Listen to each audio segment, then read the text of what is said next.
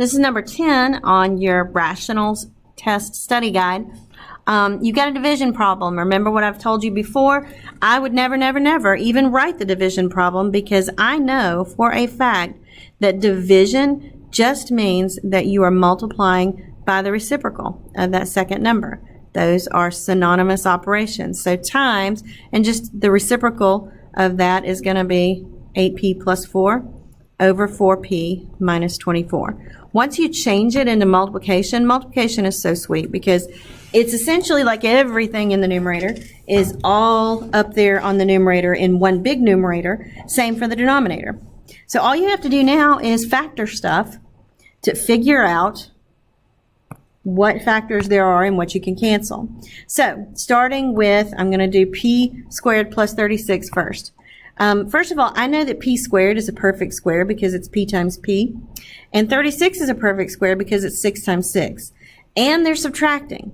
If you have the difference of two perfect squares, that will always factor to a sum and difference of those component factors. So it's going to be p plus 6 times p minus 6. And that's how we're getting rid of that yellow part. I'll highlight it the same color so that you can see it. All right, so now in the numerator, I've got 8p plus 4. Looking at that, there's just a greatest common factor of 4. So if I take that 4 out, you might even, just because we like this now, a 4 is the same as 2 times 2. That's breaking 4 all the way down to its component factors. Might be useful. So I took a 4 out. I might just leave it though. I'll explain why in just a minute. You'll see. If I divided that out, it would be 2p plus, and I took a 4 out, which is 1. Okay, so I just did the 8p plus 4 part, and that's what I got right there. Those are all over.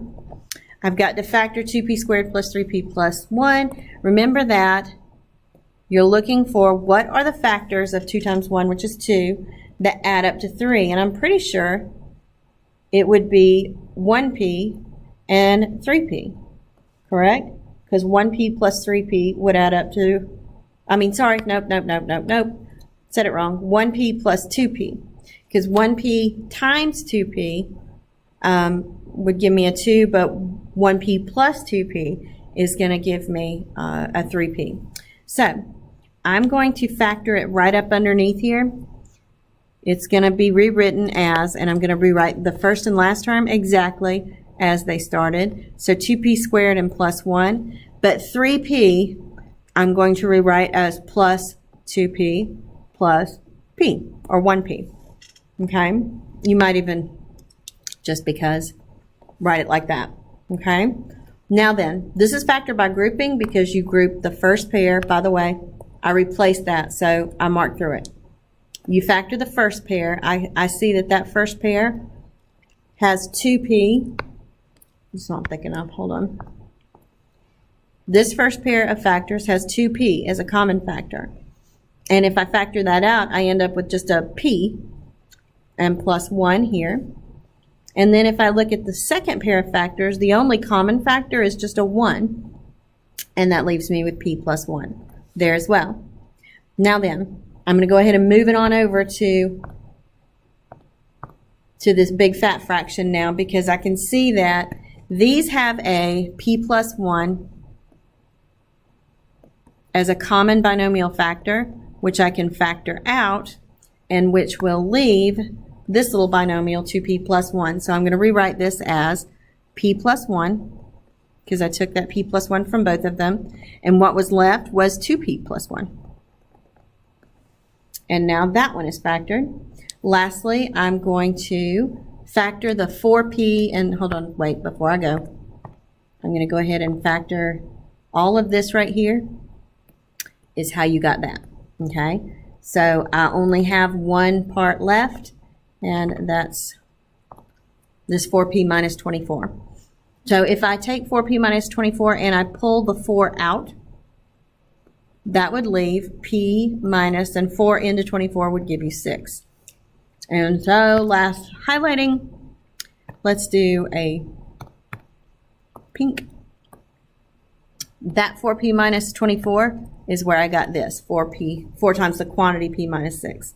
Okay, so all I've done is I have written a correct factored statement.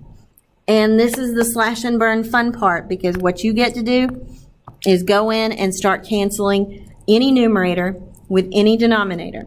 Remember, that's because they're all they're all joined together in the same numerator and in the same denominator. So let's see.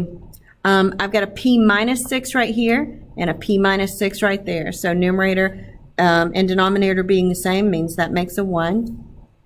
I have a 2p plus 1 on the numerator and a 2p plus 1 in the denominator, so those cancel.